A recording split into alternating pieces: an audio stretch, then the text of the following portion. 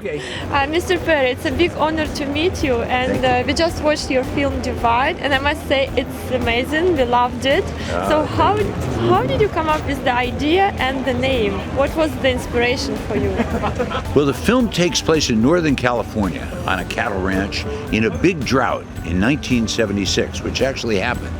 And I own a cattle ranch. The idea was to shoot on this cattle ranch that I own. It's been a cattle ranch since 1889, and I'm only the second owner of this land. I got very lucky to buy this extraordinary place. So once I owned it, I realized someday I want to make a movie here. Then we started to write a story that could take place there. I knew that I wanted it to be a Western. All my life as an actor, which is about half a century now, I've always wanted to make my own movie, and I always wanted it to be a Western. I always wanted it to be black and white. And so we put all that together. The reason it's called The Divide is that the land where my ranch is cut by 3 branches of a river called the American River. It comes out of the mountains. It's a very famous river in the U.S. And it makes 2 pie shapes, those 3 fingers of the river. And the shape that my ranch is on is called the Georgetown Divide. So we were trying to figure out what to call this movie, and my cameraman said, what's this area called? And I said, well, it's called El Dorado, for example, and it is. That means gold in Spanish. And that's a great name for a movie, but not this movie. You know? And then I said, it's also, people call it The Divide, and we just looked at each other and thought, that's it, because it also refers to what's happening in the movie, that the lives of these people are split apart, and it's about them finding a way to come together again. Yeah, about the theme of the movie, it highlights the Alzheimer's disease, as I understood from the film. And a couple of years ago, we watched a film called Still Alice with Juliana Moore. Yeah, wonderful movie. Yeah, really wonderful, and her performance was extraordinary in that. Yeah. So now Divide highlights the same topic. Do you think there are more movies should be made on this theme? I agree. To promote the awareness of the disease? I agree. I think there should be much more attention. But in 1976, when this movie takes place, nobody knew anything about Alzheimer's. Nobody used that word at all. There was a diagnosis of Alzheimer's, but it wasn't in the public knowledge. And back then, nobody knew what was going wrong with people. Everybody was on their own. There was no sympathy for it. I remember you'd talk about an old man like the character I play and say, oh, he's senile, he's losing it, just stay away from him. Now people have a lot, we've made a lot of progress. We have a lot of sympathy, a lot of understanding. We don't know how to help it or fix it yet, but maybe we'll get there. But I like to think, because of the story, this is the only movie I've seen or know of about Alzheimer's, about dementia, that has an uplifting ending. In a funny way, my character wins. You know, he beats the disease in a funny way. And of course, I don't want to explain how, because that would give it away. But the main theme of my film is redemption. For example, a friend of mine from millions of years ago, who made Rocky, Sylvester Stallone. I did a movie with him before he made Rocky, and he and I knew each other pretty well then, and I watched him do that. That's a redemption movie.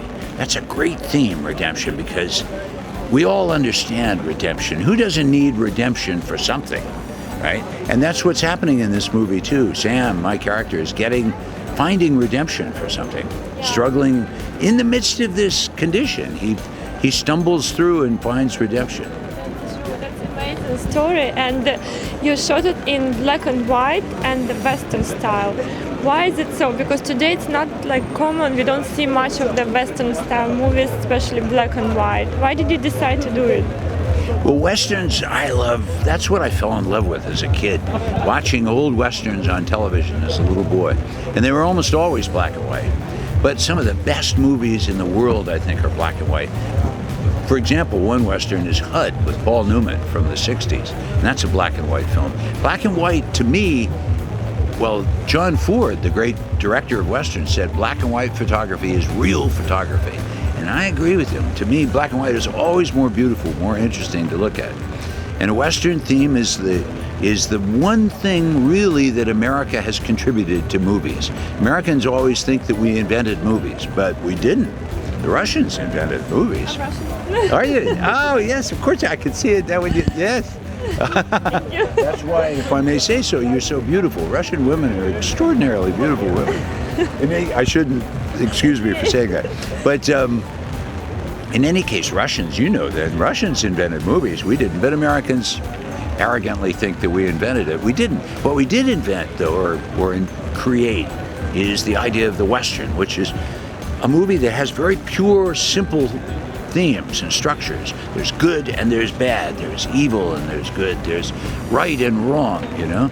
And I've always loved that structure. I think it's a shame that Americans don't make more Westerns. And I think the real reason, frankly, is that there's nobody out there to play in the Westerns. The guys that could do that stuff, like Eastwood or Sam Elliott, they're getting too old for it, or Robert Duvall, and there's no really new guys that can do it. And not me either. I mean, not that I'm new. I'm an old man too. But and you know how you can tell if you watch how somebody gets on a horse. I can ride horse. I can tell. Yes. All right. Well, if you ride, you know that the way you get on a horse properly, a Western saddle horse, is you hold on to the horn, right? If you hold on the way everybody does, you grab the horn this way and the back of the saddle, the cantle this way, you're pulling the saddle off the horse and you're pulling the horse off balance. It's very hard on the horse. If you pull from the horn back, that's easy for the horse. He's comfortable with that.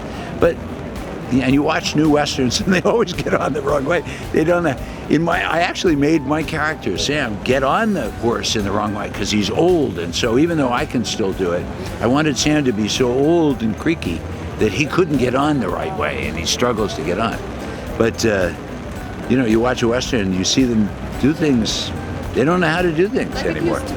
Yeah, they don't grow up on, in the old 30s and 40s Westerns, most of those guys grew up on ranches. They grew up doing that stuff. They knew how to do it.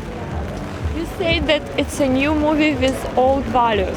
Yeah. What do you mean by saying this? What are those old values that we are not seeing commonly today? Part of the old values are the simple Western themes of good and bad, right and wrong, live by your word, stand up, help other people. I mean, what Westerns have always been about. And another part of the old values are the old movies. I like films that tell a story, that tell it peacefully and slowly. I like the old shooting style. It's shot in a very old style, where we don't move the camera around at all. We don't jerk the lens, We have very simple locked off shots most of the time, very carefully framed, but beautiful shots. We'll have 2 shots of actors, so they're both in the frame, and we stay with them the whole time for a long time, and then can do the conventional shooting. That's what I like. So really, for me, it's a movie. I made a movie that I like. Finally, after 50 years, I got to make a movie I like. And that's a very old-fashioned movie with old values in the filmmaking. And, the person whom I respect so much and admire is Clint Eastwood, the way he makes movies. And Eastwood says very clearly, he says, that jerky style of camera and quick editing, quick cuts and jerky camera and lens jumping all over the place, he said, that's what we called bad filmmaking. Yeah. And I agree with him. I don't like that stuff. I can't watch it. I just get jittery watching it. But I'm an old guy, Yeah. But this time I got to make a movie my way. That's correct. So it comes to the next question. This is your directorial debut at Cannes, but at the same time you are playing a character in the film. So Yes. How does it feel to play in the film which you are directing, and what is the most challenging part of it? Well, that's very tough to do, as you can imagine. Clint Eastwood, again, he makes it look easy. I'm trying to remember the director, the young John Krasinski, who directs himself in films. He makes it look easy. It's not easy. It's very schizophrenic. And but I was lucky. I had a long time to get ready to play this character, so that by the time we finally started shooting, I really felt ready to play him. For example, I spent months not cutting my hair, not cutting my beard, I didn't wash from here up for about 6 months. Dream, it was the real. Oh, it's real. It was real. Oh, it's totally real. Oh. Oh yeah. There's nothing in the film that isn't real. again, is old-fashioned filmmaking, you know. When you cut in the scene where you're cutting with Oh the yeah, scissors, that's this my is hair, and I did it. So how- We put up 2 cameras on that. one of time the, shot. yeah, that's why we put 2 cameras. Normally, again, old-fashioned filmmaking is you use 1 camera, and then you move it around. You know, that's what I feel I understand. But for that scene, we used 2. Only 1 chance to do it, and we had to build the whole schedule around it. Because everything that happens after I cut my hair couldn't be shot until I'd cut my hair. So We didn't know that. yeah, Wow. yeah, no, everything. We didn't have a makeup person on the set. There's no makeup person. Okay. I love makeup when it's done well. All original and natural. You know what I did for makeup on that film? And I'm not exaggerating a bit. Every morning I'd get to work and I'd put a little water on my hands like this, and I'd rub my hands on the back of my old truck that I drove across my dusty land to get to work, and then I'd rub my hands on my face like this, and it would make lines everywhere. That's all I did. Wow. That's it. That's amazing. Yeah, well, and it worked, didn't it? Yeah, it looks so real, like Good, so good. natural. Oh, it's That's amazing. why, you know, for many years I'd be doing makeup on a film, and I'd think, I'm trying to play a real human, and you're putting makeup on me. Why are you putting makeup on me? In real life, I don't wear makeup. Why would I wear makeup on camera, you know, in film, if I'm trying to be a real person, you know? So, as being an actor for Now, so makeup many... people, excuse me, but makeup people are going to be mad. I have great respect for makeup people, and I love their work when they do it when it's needed. But in this case, we were doing something else. No, that looks amazing. I loved it, and I think it's an amazing job. And Sarah Arrington, the actress who plays my daughter, she was so brave, because I said to her when I told her I wanted to cast her in the part, we spent a lot of time together auditioning, and I said, I want you to play this part finally. And I said, but I've got to warn you, we're not going to have any makeup at all. Oh, that's her natural look at the camera. And that was very brave of her to do. And a lot of she people. looks nice, I must say. Oh, she looks pretty tough, because that's the way somebody would look in that Yeah, the world, you character, know, yeah. living that life and taking care of animals. Yeah, wow. It's a lot to ask of an actress to not use any makeup. So after so many years being an actor, you know, in the industry, how did you cast the Luke, character Luke, played by Brian Kaplan? Was your criteria based more on from the actor side or the director side, or was it like biased decision? Well, I spent a lot of time trying to figure out how to direct, of course, reading everything I could. And again, Clint Eastwood said something that made so much sense to me in an interview. He didn't say it to me personally, I don't know him. But I was reading an interview, and he said, when I'm directing, he said, I try to be the director I want to have when I'm an actor. So I thought, when I read that, I thought, oh my God, I know who that is. I know exactly who I want when I'm directing. So when I did auditions, I didn't do them the way you're supposed to do them. I drove my casting man crazy. He wanted to have a different actor every 10 minutes all day long and put them on film so I could remember them. And I said, no, I'm not going to ask anybody to come see me until I'm already very excited about them. So I spent weeks looking at footage of different people, but I didn't ask anybody to come and read with me or audition for me, because that's what I want as an actor. And when I finally called in just a few people, I think I met 3 or 4 actors all together in person for that character. When Brian came in, auditions are supposed to be 5 minutes, 10 minutes. Hello, how are you? Read the lines. Somebody puts you on film, you go out, right? That's what I've been doing for 50 years. And it gets worse as time goes on. Brian and I auditioned for, I think, 3 hours at least we spent together. He came in, we talked, we read the scene. I said, I didn't have a camera there, we just read the scene, and we talked some more, we did the scene again, we played around, we improvised, we did all kinds of stuff. Had a lot of fun. And then I did the worst thing of all, against all the rules. At the end of 3 hours, I said, I want you to play the part. You want to play it? And he said, yep. And that was it. We were done. You know? That's the way I think it should be done. That's a kind of a personal connection. I think this is the right way to do it. I think so too. The only person well, that's not true, but I've had a few directors work with me that way, but the main one was Blake Edwards.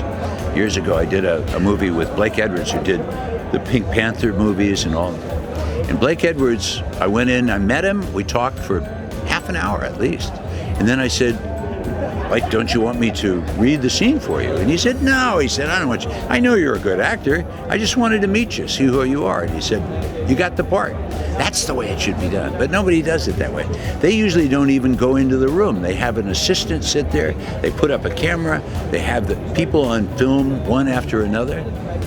My casting assistant said to the man who did the casting with me, he wanted a camera there to record everybody. And I said, if I can't remember who they are, obviously I shouldn't cast them. They won't be very impressive. So I said, I don't need you to record them. I don't want to do that. You know, I could see Brian on film. I saw everything he'd ever done on film. I saw lots of people, but I only got excited about a few, and he was one. So I did it as an actor would want it to be done. I thought, just this once, I want everybody who auditions for me to go away from it thinking, that was fun. That was a great afternoon. That's the way it ought to be. And they did. There were only a few of them, but they did feel that way. You know? Thank you very much, Thank Mr. you so much. Faye.